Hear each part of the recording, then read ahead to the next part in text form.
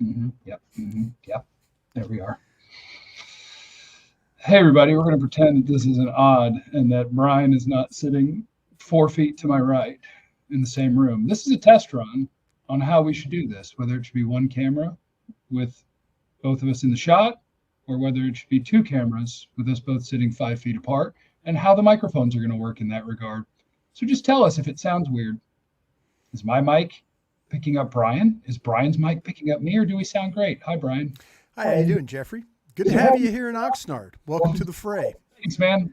Is it weird looking at your camera, even though I'm to your left? No, it's funny, but sometimes in technology, you got to just see if it works. Yeah. And if it doesn't work, then I will take my big happy ass down the road and we'll make it work. How about that? No, I think we would just figure out how to set up the room and go one camera, plug another mic into the board, and we could figure it out. I think we'd be fine. Figure it out, yeah. But we're here, and you got me a rollaway bed, and you let me stay in your room because you're a sweet man, and I appreciate it. And now we watched your practice together, and we can talk about Cowboys football. What do you think? What was your man? Like I said, welcome to the fray. It's good to see those players in pads. That was really a fun day of evaluation at a lot of different levels. But man, I as a former personnel guy, you're terrified of first day of pads because of some player falling on the ground and another player getting rolled up and a good player getting hurt and all that. But man, I think when you look at the tape tonight, they'll be able to get some pretty good evaluation about their players, and at least it's a good start in that direction. It looks like to me that only Chuma Doga was the only one that kind of got a little banged up, but he was standing with the drills after practice. So maybe it was something where just a little back tightness or hip tightness, and he'll be okay. You know what? People are saying there's an echo, and I think I know why. I plugged in my hold on. My audio is probably not coming through where I want my audio coming through because I unplugged my board. This is why we do this. Watch this. Microphone,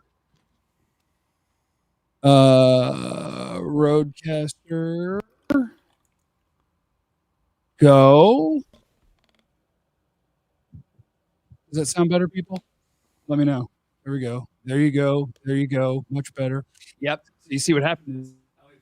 I only have two USB plugged in. After I went live earlier, I unplugged the board and this mic, and I plugged in my mouse, and I forgot I had done that. So when I was talking, it was going through my computer, not through my mic. So now round two? Now try to talk. Are we good, everybody? Here we go. Are we good?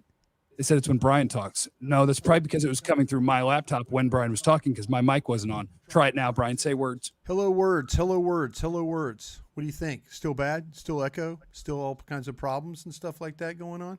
How's it going, guys? Okay, sounds like everything's good. Okay. We know the setup. Are they giving thumbs up to this thing? We know the setup. Yeah, it says better, good. It's better, much better, good there now, so much better. Bueno. Yeah. Bryan, good. Here we go. Okay, now we can talk about stuff. What jumped out? Oh, let me get our roster. That's what I just kind of told people earlier. I was like, why don't you just name a player and I'll tell you if I remember something from him, If people want to fire the names at us and stuff like that, I'd be happy to do that. Like I tried to put eyes on Mazi today, obviously. And I thought that was a little bit of a roller coaster. Yeah, it was a roller coaster. Because the first thing I saw was him and TJ Bass one-on-one, and in back-to-back reps, I was like, hell yes, Mazi's ready, baby. Yeah. Then they went 11-on-11, and he kept getting pushed out of the way, and I was like, oh, man, Mazi's not ready, baby. So that was like a full experience of up and down. So if you were looking for hope, I saw it for 2 reps of one-on-one back-to-back. And if you were looking for Mazi's a bust, I saw that in 11-on-11. So I don't know what Mazi's going to be. Day one in pads, up, down, and all around is what I got from Mazi. Yeah, I think that to me with Mazi, the pass rush stuff is he's always going to have power. I mean, he's always going to be able to kind of walk guys back if, I think that's something. He just needs to find a way to disengage quicker, faster, whatever you want to say. But he could get somebody knocked back, and then as he's knocking them back, now take their hands, move their hands, rip underneath, swim. I saw Carl Davis, who I think Carl Davis had a swim move today on Brock Hoffman to free himself up. And I'm like thinking Carl Davis couldn't do that. And here's Carl Davis with a swim move. If Mazi could just find a way to shock blockers and then swat their hands, pull their hands, do something to kind of free himself up, get his shoulder past guys. It's when he goes right down the middle, he just gets stuck. And these guys have figured out already just to sit down on him. He's going to try and run right over the top of you, as a pass rusher. Now, in the run game and stuff, they were working with him the other day, Jeff, and he was a one-legged football player. He's taking on double teams, but then his right foot's coming up off the ground and there's no base. And Jeff Sagina, the defensive line coach, was like, Mazi, foot's got to be down. Foot's got to be down. And there's times where he's a one-legged football player, and that's not going to be good enough. They're going to take you, they're going to turn you, and they're going to move you. And so, that's there's a lot of things he has to work on. I'm happy he's practicing, though, because I was worried that, shoulder injury, he's got surgery, he's not going to be ready. At least he's out there trying to get better at his job. And like you said, you ride the roller coaster with him sometimes. Very good with the power, not so good with pass rush moves and things to kind of free himself up, which I think he can do.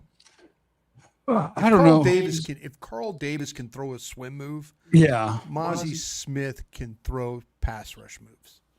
Is it weird that this is what they're going with, or is this just like a go for some weeks in training camp, and then when you see that this isn't good, then you freak out and do something? Yeah, I think that's where we're at, Jeff. Linville Joseph. I know I looked at a host of edge rushers, Charles Harris and all kinds of guys, Carl Lawson, Ngakwe. I was looking at them all, and they might be in a situation where they're following some other teams with the one techniques, but it's at least for the first week, maybe through the Rams scrimmage and then the first preseason game, that they're going to ride with these guys and see what they have. With Joseph and others, and Carl Davis and those kinds of guys. I feel like last year when they had iffy. I said Joseph, I meant Rogers. Excuse me, Justin Rogers. Excuse me. I feel like last year when we had iffy run defense, it was like, well, yeah, you got safeties playing linebackers. You don't have enough linebackers. Yeah. And now I'm watching day one in pads, and I feel like they were really able to run the ball up the middle a little bit. Yeah. And it was like, well, that ain't the linebackers' fault, because I think you got a bunch of guys out there that look intriguing and are doing some good things. It's just your middle, if Osa's not out there, is Golston and Mazi, or Bahoko's in there. Like, man, that spot is hurting. It is. And the strength, I think, of this defense, I mean, you could talk about the corners, and especially with Diggs, when Diggs gets back, I think that's going to be a strength of theirs. It'd be nice if 88 was out here, because the corners are having a good time covering the other guys. Yeah, they are having a good time covering the other cats. I think the thing with you're right about the defensive tackles, and it's really clear. Today, the emphasis was inside running. Hell, they were running like 1968 trap plays with Tyler Smith and stuff. So, that's kind of one of those times where you're like, man, if they're trapping these guys and having some success, that's not good it's good for the offense, because they were able to get some push. Defensively, though, with Golston and Mazi and others, it wasn't as good as it needed to be at the point of attack. And and Fehoko playing the 3 right now, that's a little bit of a struggle for them as well. So I have a feeling they're going to look at this, they're going to evaluate it, and then they're going to figure out, are we going to need an end, or are we going to need a tackle? And that's where your free agent money is going to be spent. And I don't know if I should be surprised, but like, it kind of took one of the big talking points out of this practice, I think, is going to be Tyler Guyton pass protecting and looking really good against starters, against Micah. Well, that's what we were waiting for. That's what we were waiting for. Like, that, I think, is what a lot of people are going to talk about. And I don't know if we even get to see that if Chuma doesn't have whatever happened to him, where he had somebody stretching him out over there. Like, we may not even get to see your first round pick have kind of the highlight of practice of, holy crap, look at him go. That's Micah Parsons. And and on one of those plays, Mike had timed that snap up like a boss. Yeah. And it was like, good luck keeping up with this. And Tyler Guyton just fires away from the line and stays with him. And we probably don't even get to see that if Udoka doesn't have whatever happened to him. Yeah, where he had to hip get or stretched back. out. He was, Jim Maurer was over there, and he was in some discomfort. And, even Awesome Richards, they put Awesome Richards in there. And that didn't go well. That didn't go well. Awesome didn't do awesome. No, he didn't do awesome. And, he tries. He's been kind of playing a little bit of tackle, some guard. They're trying to find a spot for him, but it was clear that Guyton, when the opportunity to work against Parsons or to work against Nealon, it was never him working against, him going against Durrell Johnson or anything like that. I mean, he was going when it was ones versus ones. And, he was up to the task. I was just happy for him. But you got to keep stacking days. We keep talking. You're going to tell me about the wide receivers, and I know you're new to the practices, what we've got going, and you'll catch up with it. But the Tolberts and the Billy Johnsons and the stuff like that. I mean, those you get this point. You just got to keep stacking days, and it's an old Jason Garrett line, but to build confidence in you for the front office and the coaching staff, it's about the guys that practice with the most consistency. And today I thought was a really good start for Tyler Guyton and what he's trying to do to win the starting left tackle job. And I want to see that for Cooper Beebe. Yeah. Because I'm looking there and I'm like, okay, Udoka's starting for now, whatever. Right. But Awesome is getting some snaps and Guyton's getting some snaps, and I'm like, is Brock Hoffman playing every snap with the ones? Yeah. Are we not going to get a look at Beebe? And when I'm watching them do their more individual stuff and just looking at each individual as it's just bang, bang, bang, and going through their individual work against other offensive linemen, so it's not necessarily a real look. But I'm like, man, Beebe looks like he's got more thump to him, and he does. I want to see him. Yeah, he does. And this is a lot of this is Mike Solari, but there, where I think that I didn't help the situation in talking about Cooper Beebe was I thought there was going to be a learning curve for the left tackle. I still think there's going to be a little bit of a learning curve for Guyton. No, we're just going to take them 4 snaps against Parsons today and ride with them suckers. Helmet stickers for everybody. I think the learning curve, the plug and play aspect for Cooper Beebe is going to take some time just because he hasn't played center in a while. And I think that we all made the assumption that Cooper Beebe would plug and play at center. And then we saw some low snaps. I think, we interviewed him the other day on 105.3 The Fan, the G-Bag Nation, and he was kind of talking about, making the shotgun snaps, making calls. There's a little bit of that where you have to have snap, step, engage. Snap, step, engage. And you got to kind of get into that.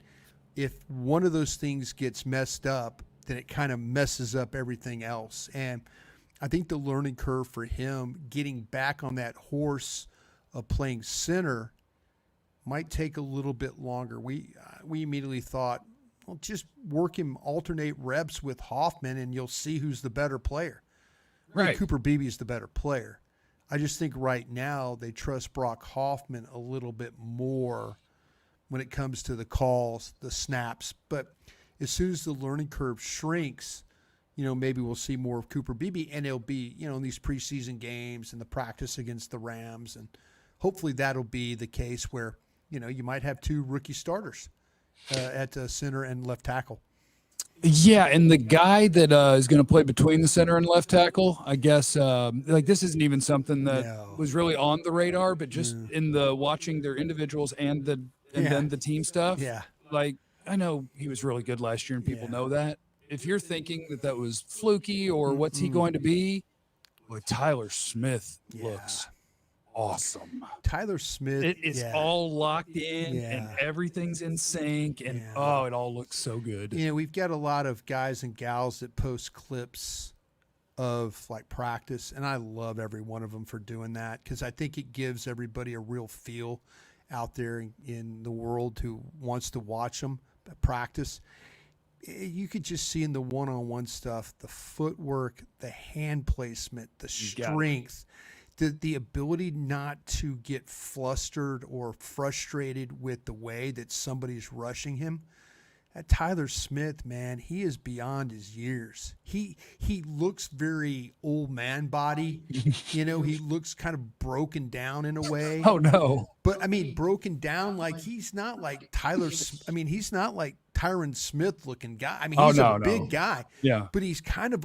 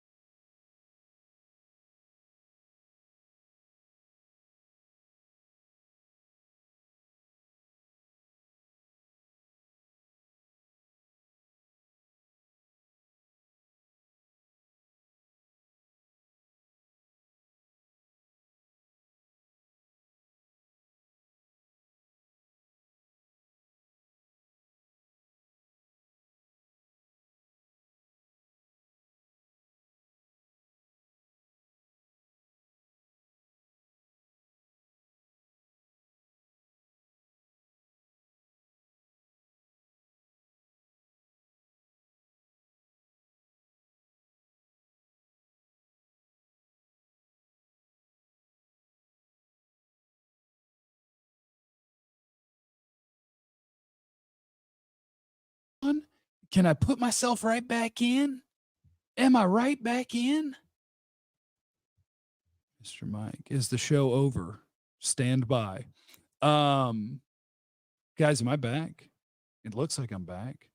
Can you put the link back in? Well, that same link, try to follow that same link and see if it puts you back in. I'm back. I'm back. Where'd we cut out? I mean, I know when we started getting circles. Tyler Smith is awesome, and I want you guys to know that. What you're going to get here, guys, is hotel Wi-Fi that occasionally is going to be like, guess what? But now I know that if I reconnect, this room doesn't go anywhere, and I can pop back in. So I hope you guys enjoyed the 60 seconds of whatever. Do the show together to save bandwidth. We might want to consider that. We might want to consider bandwidth and just go with the single. Like, see, I can just do this. So, look, guys, there's Bryan. That's what we're doing. Let me see. Hold on. Let's see this. Hold on. What else can I unplug? No, because that's the camera. I thought I brought my multi-USB creator thingy, but I don't think I did because I would need a way to plug in your mic. I'm about to finish this thing off. Hold on, but I'm going to take this mic out. Watch this. Do that. I'm going to do that. See if I can. Like that. Back up a little bit. And because I'm trying to think if there's anything else I wanted to sneak in before we get out of here. I'm just going to look at the roster, and then I'm going to hand this thing to you if I can think of anything that I wanted to get to that I didn't. Tight ends are fun. Like John Stevens looks really fun, but even when I was watching him block a sled, I was like, I don't think that's going to work in a game. Nope. But I like watching him run around and try to. We need CD to get here. That needs to happen. Rico Dowdle's the best looking running back, and it ain't close. You know what? Disagree or agree? Watching the running backs, I was like, just give Rico the effing ball. Yeah, I think to me when you start to talk about he's the one guy that has explosiveness. I know you made the comment to me that that Zeke looked slow and old, and and I'm like, yeah. But how about Nathaniel Pete? Did you watch him in He is a girthier guy than I thought he was going to be. He's got a little thickness to his little self. Yeah, and it's funny. He's not afraid to blitz pickup, and you hand him the ball. He's got a little quickness to him, and you throw him the ball. But yeah, you're right. I think the thing with they love Zeke, and everybody loves Zeke, but it's just Jeff Cavanaugh's name on the thing. But yeah, with the tight end room, we were talking about a little bit about John Stevens. And I was watching John Stevens in drills, and I was like going, man, this guy, for a tall guy, how he gets up the field, sinks his hips, bends his knees, and gets out of breaks. He could be a hard cover. He could, but you're right, though, the run block and stuff. I did see Schoonmaker try and cut off Micah Parsons on a backside run going away. Scooty did something that they teach all offensive linemen. If the defender is going to get to the ball, make sure they run over you to get to the ball. So what happened is Scooty cut off Parsons, but Parsons dumped him behind. Somebody was on the ground. It might have been Awesome Richards. And then he dumped Scooty over him, and it kept Micah from getting to the ball. So Scooty did his job as far as getting over there and getting his body in front. But yeah, we got to see these tight ends have got to, they've got to be better point of attack blockers, Jeff. All right, everybody. Stay tuned. Stuff could be weird. Roll away, Jeff? Oh yeah, because somebody's like, there's only one bed. There's not one bed. Can't you guys see what, or is it that way? That's my bed. It's a rollaway. Jeff's gonna go to the Rudder Room tonight, and he might end up on the floor here. So he might not even make the rollaway bed. So we'll see. We'll see how that goes.